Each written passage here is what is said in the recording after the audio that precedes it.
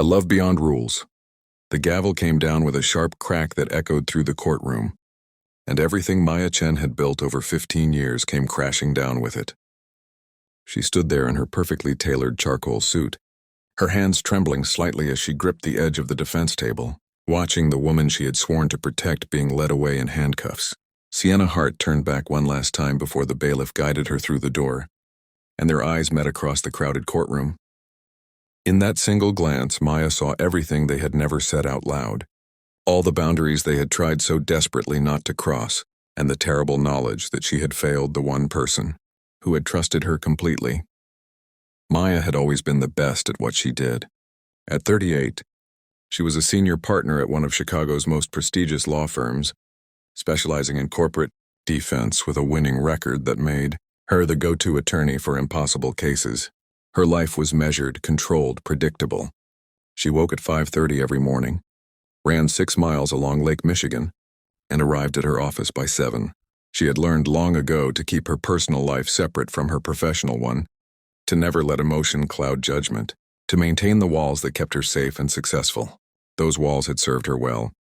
Through a painful divorce from her college boyfriend, through the slow realization of her own identity, and through the lonely years that followed when she chose career over vulnerability, she had convinced herself that control meant strength.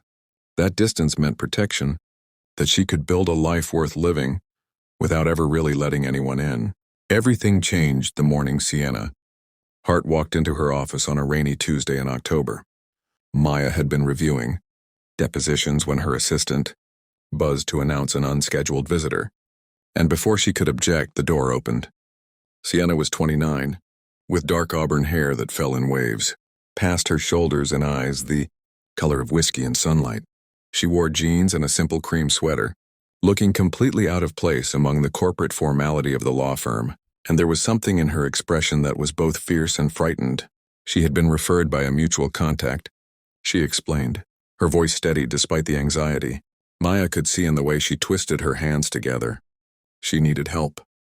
She was being accused of embezzling $2 million from the tech startup where she worked as chief financial officer, and while she insisted she was innocent, all the evidence pointed directly at her. Maya should have referred her to another attorney. The case was messy, the evidence damning, and something about Sienna unsettled her in a way she couldn't quite name. But there was something in those amber eyes, a desperation mixed with stubborn hope, that made Maya hear herself agreeing to review the case. That first meeting stretched into 3 hours as Sienna explained the intricate financial systems she had built, the trust her CEO had placed in her, and her absolute certainty that someone else had used her access codes to systematically drain company accounts. Maya found herself leaning forward, fascinated not just by the legal puzzle but by the passionate way Sienna described her work, the intelligence that lit up her face when she explained complex financial algorithms, and the vulnerability she tried so hard to hide beneath her professional competence. The case consumed Maya's life over the following months. She spent late nights in her office with Sienna, going through thousands of pages of financial records, searching for the digital footprints that would prove someone else had committed the crimes. They ordered takeout and worked until dawn, their conversations shifting gradually, from purely professional to something more personal. Sienna talked about growing up in a small town in Iowa, being the first in her family to go to college, the way her parents had struggled to accept her sexuality but had eventually come around. Maya found herself sharing things she had never told anyone, about the loneliness of her success, about the way she had built her entire identity around being untouchable, about the fear that lived beneath her confident exterior. Sienna listened with an attention that felt like being truly seen for the first time in years, and Maya began to realize that the walls she had built to protect herself had also become a prison. She tried to maintain professional boundaries. She reminded herself daily that Sienna was her client, that there were rules, that her entire career could be destroyed if she crossed that line. But every shared glance felt electric, every accidental brush of hand sent warmth flooding through her body, and every moment together made it harder to remember why those boundaries had seemed so important. Sienna never pushed, never acknowledged the tension that hummed between them, but Maya caught her staring, sometimes with an expression of such longing that it took her breath away. They were both trapped by the same rules, both wanting something they had agreed they couldn't have, both pretending that what they felt was simply the intensity of a high-stakes case rather than something deeper and more dangerous. The breakthrough came 3 weeks before trial.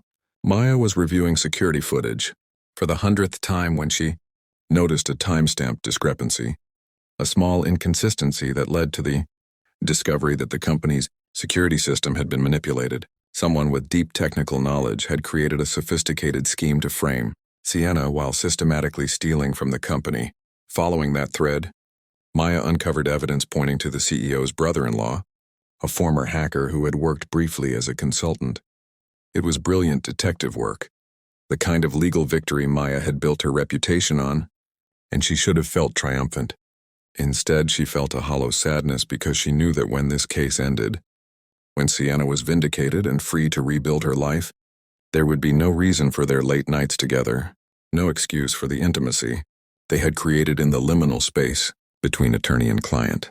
But the case didn't end the way Maya had planned. Despite the new evidence, despite Maya's passionate arguments in court, despite everything she knew to be true, the jury convicted Sienna anyway.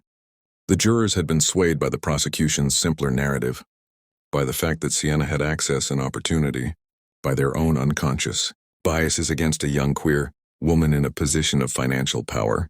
Maya stood frozen as the verdict was read, feeling the weight of her failure crushing down on her chest. She had promised Sienna she would win, had let her believe that truth and justice would prevail, and she had been wrong. The devastation in Sienna's eyes when she turned back as they led her away was something Maya knew would haunt her forever. That night, Maya sat alone in her apartment overlooking the lake, a glass of wine untouched on the table beside her.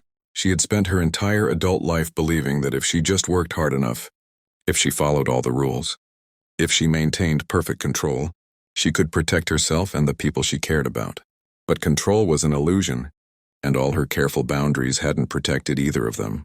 She had kept Sienna at arm's length to preserve her professional ethics, and in doing so, she had denied them both the one thing that might have made this nightmare bearable. She had been so afraid of breaking the rules that she had broken.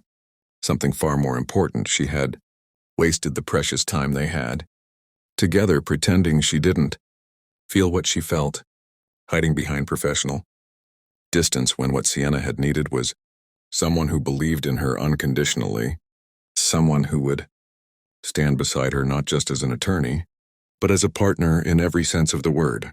Maya filed the appeal paperwork the next morning, but this time she did something she had never done before.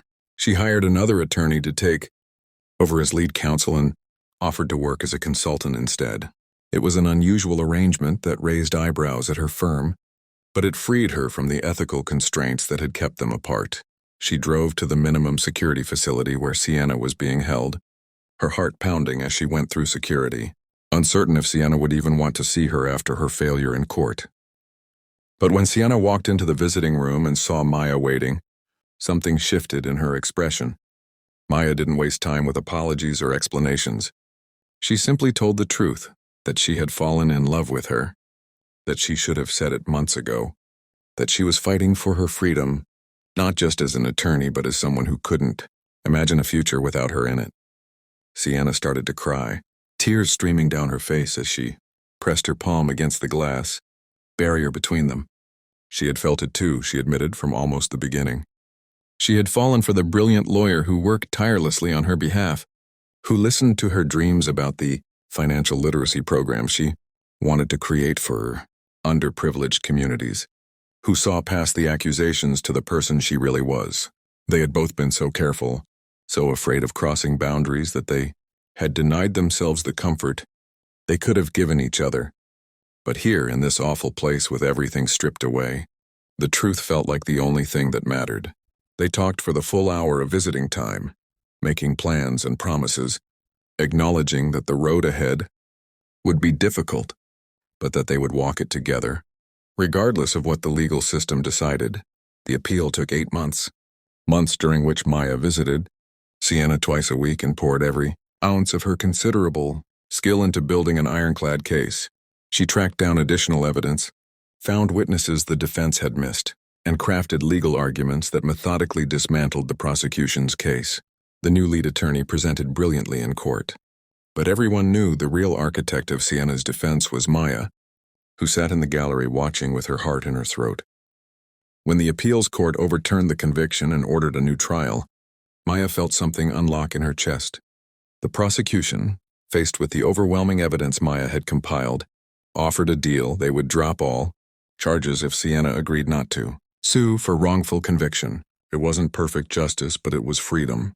If this story has touched your heart, if you believe in love that breaks through barriers and second chances that change everything, please take a moment to like this video and share it with someone who needs to hear that it's never too late to choose love over fear. Your support helps stories like these reach the people who need them most.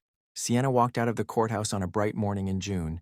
1 year and 2 months after that terrible day when the gavel had first come down. Maya was waiting for her on the steps, and for the first time, there were no rules keeping them apart, no professional boundaries to maintain, nothing but the truth of what they meant to each other.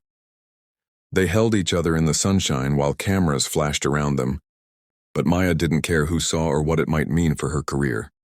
She had spent too long hiding behind walls of her own construction, too long believing that safety meant isolation. Sienna had taught her that real strength wasn't about control but about vulnerability, about choosing to love even when it was risky, about believing that some things mattered more than rules.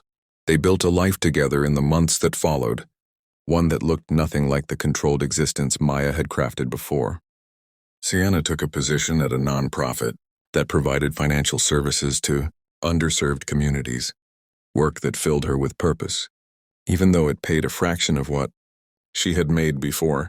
Maya reduced her hours at the firm and started taking on pro bono cases for LGBTQ clients facing discrimination, using her skills to fight for people who had been marginalized by the same systems she had once served without question. They moved in together into a smaller apartment with large windows and plants everywhere, creating a space that felt alive and warm in ways Maya's sterile high-rise never had. They adopted a rescue dog who slept between them at night, cooked elaborate meals on weekends, and built traditions that belonged only to them. Before we reach the end of this story, I want to ask you something from the heart. If Sienna and Maya's journey moved you, if their struggle to find love beyond the boundaries that confined them resonated with something in your own life, please leave a comment below sharing what this story meant to you. Your words create a community of hope for everyone who reads them. The case that had brought them together became a catalyst for change in ways neither had anticipated. Maya wrote an article about the failures in Sienna's prosecution that went viral, sparking conversations about bias in the criminal justice system and the way LGBTQ defendants were disproportionately convicted despite evidence of innocence. Sienna became an advocate for criminal justice reform, using her experience to push for changes in how financial crimes were prosecuted. Together, they turned their pain into purpose, their love into action, proving that sometimes the worst moments of our lives can become the foundation for our most meaningful work.